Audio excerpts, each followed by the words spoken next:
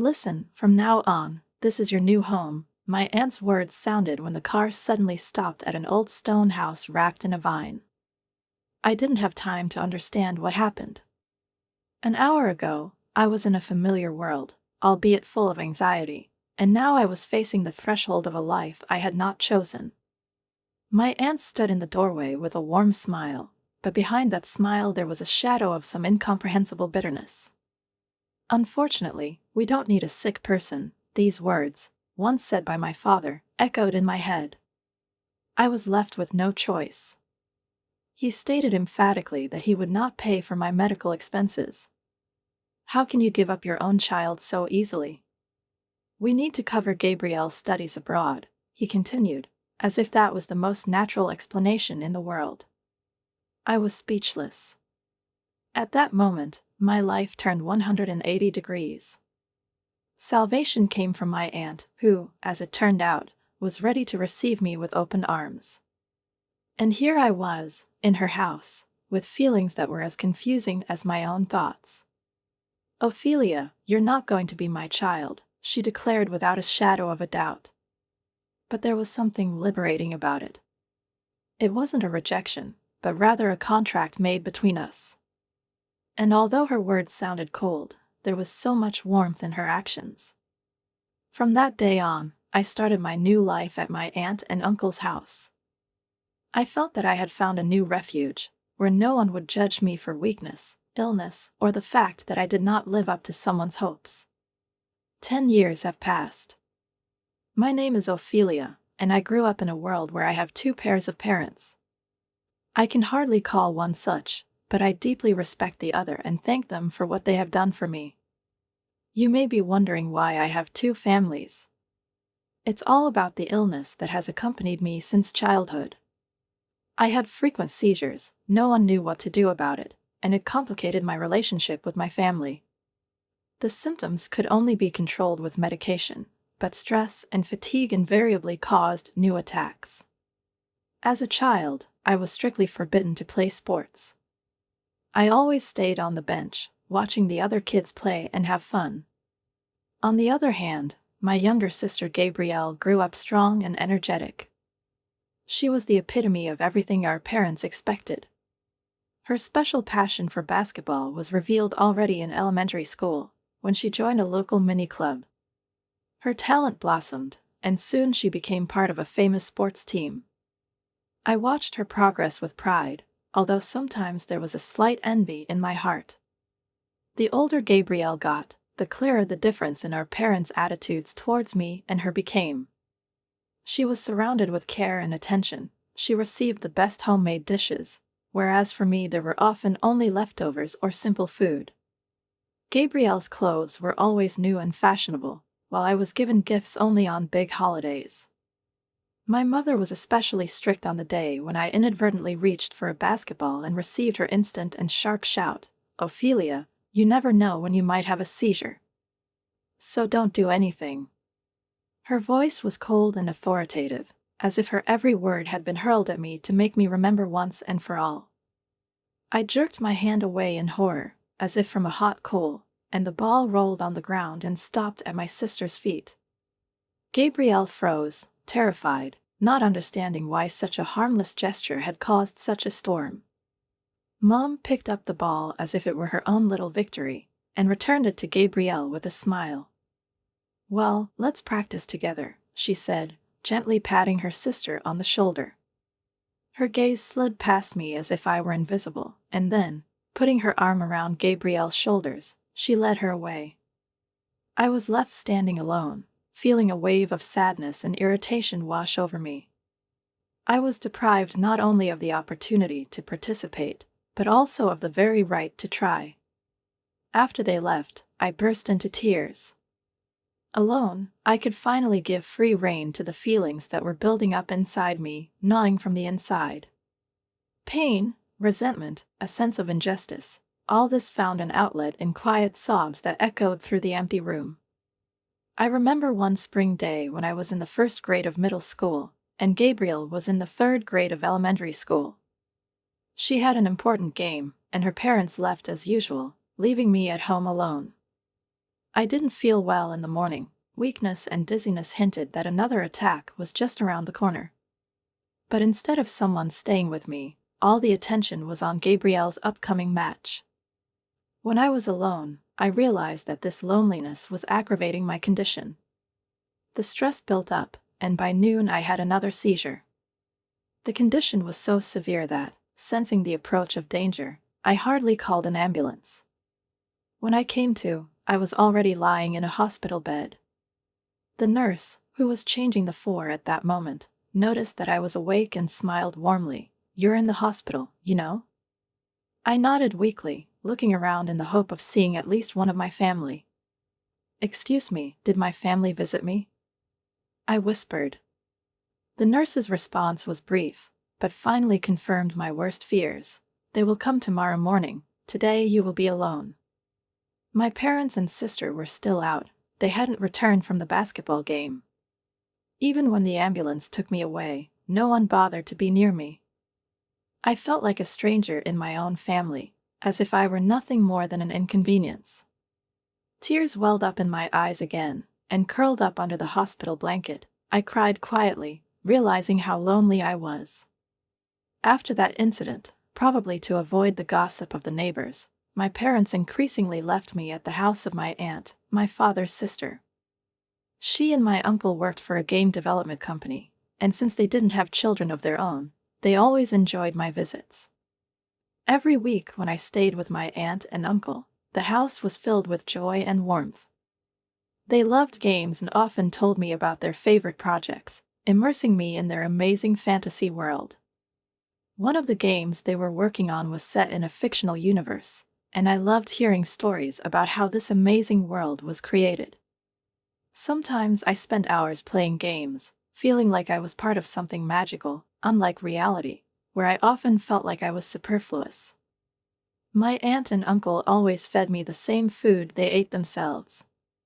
The food was exquisitely prepared, and I was happy to ask for more. It seemed to me that here, in their house, I could finally be myself.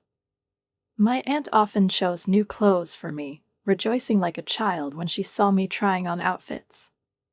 These moments became a real emotional support for me, a kind of refuge, where I ran away from the pain that I was experiencing in my own family. By the end of my first semester in high school, with summer holidays looming ahead, my father took me back to my aunt's. The car was full of my stuff, and I was excited about the time I was going to spend at her house. However, when we arrived and started unloading the luggage, something seemed strange to me. My father entered the house with me, which was unusual, because he rarely stayed at a party. He looked too animated, while his aunt's face was tense and worried. My father, spreading his arms wide and with a falsely cheerful tone, said, "From now on, this is your new home. Unfortunately, we don't need a sick person." These words struck me like lightning to the very heart. I froze in place, unable to believe what I had just heard. My father spoke as if it was the most natural decision in the world to give up your own child. But behind his gaiety there was an icy indifference, and anger and indignation had already appeared on the faces of other relatives. My aunt and uncle stood side by side, their faces reflecting bewilderment and resentment, but my parents didn't seem to notice anything around them. Their thoughts were completely occupied with the future of my sister, whose basketball success, as it seemed to them, opened the door to prestigious studies abroad. It was this desire to cover Gabrielle's tuition costs that led them to declare that they could no longer pay for my medical expenses. "She's worth too much," their silent gaze seemed to say, glancing at me. My aunt and uncle tried to persuade them, to remind them of the family and how important it is to take care of all children. But their efforts were smashed against a blank wall of indifference. The parents stood their ground. "If you stop treating her illness, we will just give Ophelia to you." These words sounded so calm and resolute that the shock took my breath away. It was as if I was a thing that could be passed from hand to make my life easier. My aunt looked at me with gentle compassion. "Your father said that you wanted to leave the house yourself," she said softly. "That's why we agreed. But seeing your reaction now, I don't think they told you anything." Her voice was full of doubt and concern. She offered me a chance to talk to my parents, to try to find a solution, but at that moment I couldn't bring myself to even think about how to restore this relationship. I shook my head sharply, unable to look at them as a family anymore. Tears blurred my eyes, but I knew one thing for sure: I did not want to return to a house where I was not loved. "Auntie, if you don't mind, I want to stay here. I promise I won't be a burden. I will help around the house. I will try, I promise." My voice trembled as I almost begged her to leave me. I felt that if I was sent back, would not be able to survive in that cold, alien world. My words, trembling with fear and helplessness, hung in the air as my aunt and uncle exchanged silent glances. I stood as if on the edge of a precipice, unable to restrain my trembling. And suddenly, my aunt stepped up to me and gently stroked my head. "Ophelia," her voice was low and soft, "don't you want to be our child?" I looked up and saw my aunt and uncle smiling at me. Their faces, full of warmth and love, seemed to wrap me in a soft blanket. At that moment, all my doubts disappeared. "Yes, please," I whispered, unable to hold back tears of relief. My aunt hugged me tightly, her tears mingled with mine, and my uncle, wiping his eyes, stood next to me, smiling. I became their child that day, and it wasn't just a formality. We completed all the necessary documents, and soon I was legally adopted. My life has changed since then. My aunt and uncle supported me in everything, even when, despite the risk, I decided to try myself in sports and intellectual games. My illness was no longer an obstacle to a normal life. I felt better and healthier every day. My body was getting stronger, and my spirit seemed to be inspired by the love I found in my new home. At school, I started participating in the collectible card games club, which was a real discovery for me. My aunt and uncle supported me despite all the possible risks, and thanks to their faith in me, I started winning competitions. There was a strong determination in my soul to repay them for everything they had done for me. When I won the national championship in my second year of high school, I couldn't contain my joy. I literally ran home to share this amazing news with my aunt and uncle. Their joy was sincere, their hugs were warm, and their pride in me was endless. By that time, my seizures had almost completely stopped. I felt that this was not just a medical miracle, but the result of the love and support I received in my new home. The doctor informed me that my illness was completely cured, and now I was as healthy as my sister. This news became a real gift of fate for me, as if closing a long-term circle of difficulties and sufferings. From that day on, I continued to actively participate in collectible card game competitions, and my aunt and uncle were an integral part of my success. Their joy at my achievements was always sincere, as if they were proud of me, as if I were their own son. At the age of 22, I was already recognized as the best player and held the title, Queen of Collectible Cards. This title became a symbol for me that all efforts were not in vain, and the support of my aunt and uncle turned out to be vital.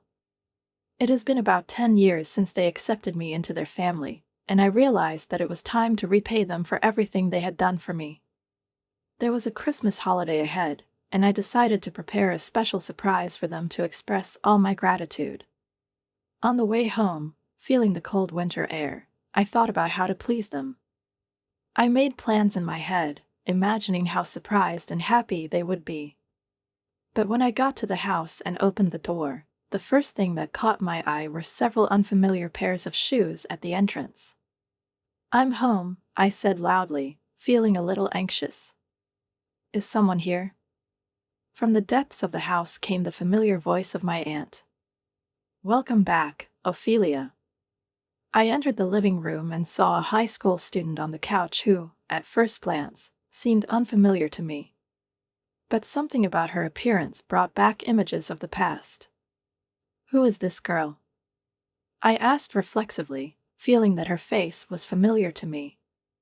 The girl looked up, and her voice suddenly filled the room with pain and joy at the same time. Ophelia. It's me, Gabriel. I froze. My sister has changed so much that I didn't recognize her at first. She had grown taller, more mature, but there were still traces of those previous years when she was small and carefree in her eyes. My sister. Gabrielle. You've grown so much, I said, trying to digest this unexpected reunion. I didn't even recognize you right away. Gabrielle suddenly burst into tears. Her face was distorted with emotion, and she sobbed, saying, "Ophelia, do you remember me? I'm so glad." I stood motionless, not knowing what to say or how to react to her sudden tears. And then the aunt began to explain. Gabrielle ran away from home. What? I exclaimed, looking at my sister in surprise. Gabrielle nodded, wiping tears from her reddened cheeks. I ran away, she whispered in a trembling voice. Ophelia, help me. Her words cut me to the heart. I couldn't believe what I was hearing. Did my little sister run away from home? Gabrielle started telling me about what had been going on all this time. It turned out that since my parents kicked me out, they began to put more and more pressure on her. My sister, who became a hostage to their ambitions, was forced to devote her whole life to basketball, which she could no longer stand. Gabrielle begged our parents to let her live the way she wanted. She was crying, asking them to give up basketball, begging them to bring me home. But instead of hearing her pleas, her father rudely cut her off. What are you saying? It was all for your basketball. You have no right to give up. You have to work hard and become a respected player.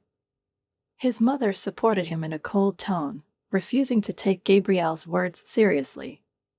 They completely controlled her life, forcing her to follow their dream, as they once tried to do to me.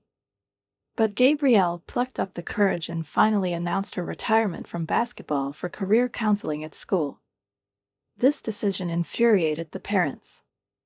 My father accused her of betrayal, saying that I sacrificed my health and life for her. You are not allowed to stop until you become a professional. He snapped, putting her in front of a choice from which there was no escape. Psychologically cornered, my sister saw no other way out but to escape. She ran to our aunt as the last stronghold of salvation. I didn't know you were in this situation, I said, barely holding back tears. I'm sorry, Gabriel. I didn't know anything. Gabrielle shook her head. No, Ophelia, you've already been through so much because of me. And now I've come to ask you for help. Don't worry, I replied, trying to sound confident. Everything will be fine. I'm glad you're here. My aunt and uncle nodded silently, supporting me with their tacit agreement. You did the right thing by running away from them, my aunt added, relax. Your older sister will protect you. I stared at Gabrielle, feeling a mixture of anxiety and determination. There was a deep pain inside me, a fear of interfering and at the same time a desire to help my sister. I knew I had to do something to save her. A cold day under a winter sky threatening with snow fueled a strange anxiety. For the first time in 10 years, I was standing in front of my parents' house. Feelings were struggling inside me, a mixture of excitement, bewilderment, and anger. Years have passed since I left this house, and finally I returned here with a purpose, although not for reconciliation. I took a deep breath of the frosty air and, gathering my courage, pressed the doorbell. The door opened with unexpected force, and my father stood in front of me. There was a strange smile on his face, unnaturally wide, as if stretched on invisible threads. Behind him, a little way off, stood my mother, her face expressing something like a greeting, but, like my father's, too deliberately, too vividly. We've been waiting for you, my father said, his voice surprisingly warm, but I could feel the falseness in his tone. My return, apparently, was not a secret. They probably found out about everything from my aunt. But their sudden warmth and cordiality were disconcerting. My mother's gaze slid over me, and she held out her hand in an almost hoarse voice. Yes, it's cold. Come on in. Let's talk inside. However, I did not move from my place. Indignation boiled up inside me. It was all too weird, too ostentatious.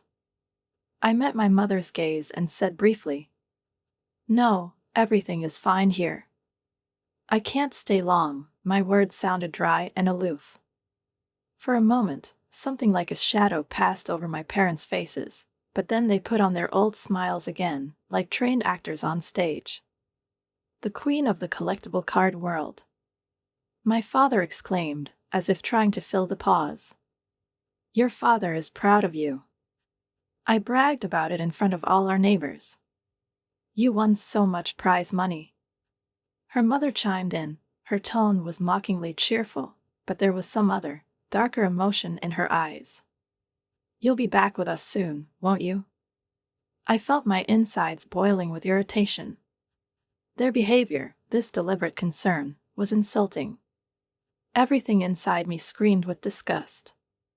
I answered quietly and calmly. "Why? Why should I come back?" The father, who had not expected such a question, froze for a moment, but quickly recovered. "Because families should be together," his voice sounded firm, as if this was an argument that was not up for discussion.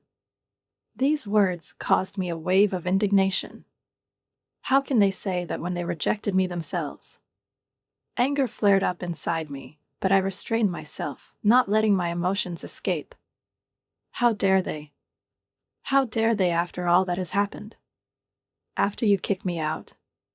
It sounded in my head, but I didn't say it out loud. Instead, I watched them, their faces, the way they tried to please me. The mother continued. "We cleaned your room when we found out you were coming. You can relax here, like at home. We even laid a new carpet to make it more comfortable for you. You can train right here at home."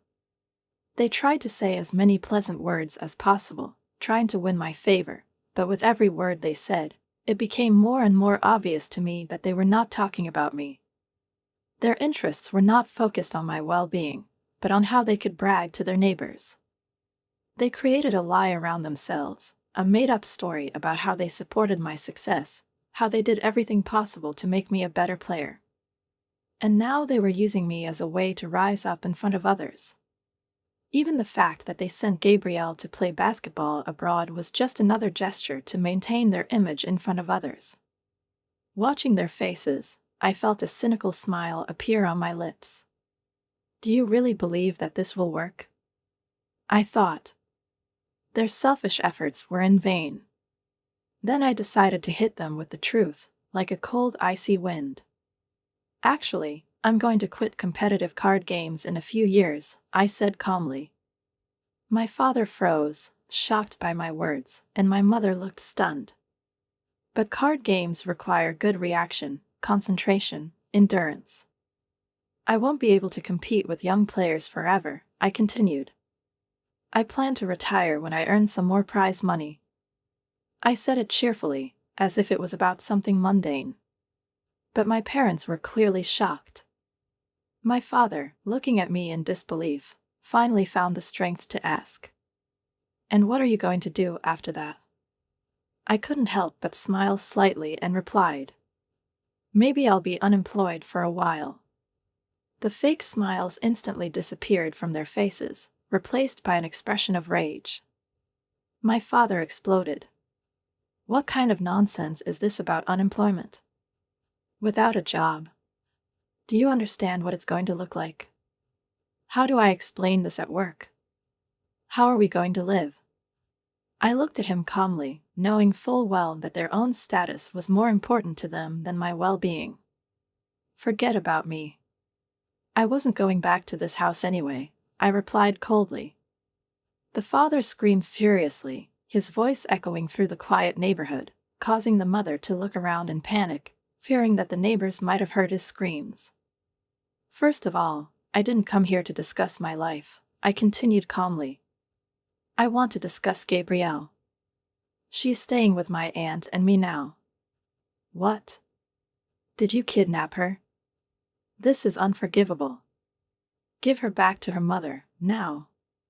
The mother, realizing the situation, immediately assumed the pose of a victim. Her voice sounded hysterical and dramatic, as if someone had taken away her most precious thing. I looked at my mother. Her face was tense. Her eyes were burning with anxiety. In response, I calmly but firmly said, "No, I'm not going to return it. Absolutely not. I'll take care of my sister." The mother froze for a moment, not believing her ears, and then blurted out, in a trembling voice, "What are you talking about? I'll call the police." I watched her, remaining completely calm. The panic in their eyes caused me nothing but detached regret. When she reached for the phone, I continued in a flat voice, "I've already explained the situation to the police. In addition, I reported this to the Children's Service. I also consulted with a lawyer." "What?" His father's voice sounded hollow and shocked. "Actually, you're the offenders," I continued, leaving them no chance to object. "I consulted with representatives of various professions in order to be confident in my actions and protect my sister's rights. Your accusations of kidnapping are groundless. Gabrielle has come of age. She is 18. According to the law, she has every right to decide with whom and where to live." My words, spoken firmly and confidently, fell on them like a bolt from the blue. I saw them shrink inwardly, realizing that they had lost control. Now I could counter their domineering behavior with my strength and knowledge. They did not expect this and looked at each other in confusion. "Staying with you brings only misfortune," I said bitterly, my words penetrating to the very depths of their consciousness. "Gabrielle and I are no longer tools to satisfy your vanity." Out of the corner of my eye, I noticed a neighbor who, attracted by the noise, was standing at his fence and watching us. Realizing that the whole neighborhood might already be watching this scene, I decided not to miss the chance and continue the exposure. "You stopped my treatment in order to send Gabrielle to study basketball abroad." My voice got louder and sharper. "To be honest, this is an abnormal situation. If my aunt and uncle hadn't taken me under their care, I might not be here." I screamed, feeling a wave of emotions rising inside me, held back all these years. My mother tried to get a word in. Her hands were shaking, but I ignored her attempts and raised my voice even more. "You forced Gabrielle to become a basketball player just for the sake of your pride, sacrificing her childhood." The words echoed in the silence. My father's face turned red with anger, and he took a step towards me, trying to grab my hand, but I abruptly shook off his touch. "What kind of parents are you talking about?" I shouted, not holding back. "You will not accept her departure until she becomes a professional player, until you can brag in front of all her successes. But neither my sister nor I will return to this house anymore. If you try to interfere, I'll call the police." My father looked at me, seething with rage, but could not find the words to answer. His hand hung in the air as if he didn't know what to do next. I continued with cold determination. "I'm ready to file a lawsuit. That's the only reason I came here today." I fixed my gaze on the faces of my parents and saw how they twisted in discomfort. They tried their best to say something, but not a single word left their lips. Looking around, I noticed that many neighbors were watching our argument from windows and courtyards, their faces expressing a mixture of surprise and concern. It was my farewell to the past. I vowed never to return to this house again, and this decision was strengthened in my heart with a determination that could not be broken. I left the house with a confident gait, feeling the cold wind blowing over my face. Time passed, and 8 years later, when I reached the age of 30, I finally decided to leave the world of competitive card games. I originally planned to retire at 25, but taking care of Gabrielle has become a priority for me. I put my plans on hold for her. The harsh training she went through as a child has left its mark. Gabrielle suffered a knee injury that changed her life forever. She was forced to give up her dream of becoming a professional basketball player after a year of studying at a preparatory school. But this experience did not break her spirit. Gabrielle, with a new purpose in life, decided to become a physiotherapist. I saw how much she suffered under the pressure of our parents, and her appeal to me became a point of no return for me. I supported her as much as I could, guided and helped her so that she could fix her life and find her own way. Over time, she graduated from vocational school and became a qualified physiotherapist. Now her life is completely devoted to helping other athletes. One day, I'll pay you back, Gabrielle always says cheerfully when we meet. Her face glows with vitality and confidence that she didn't have before.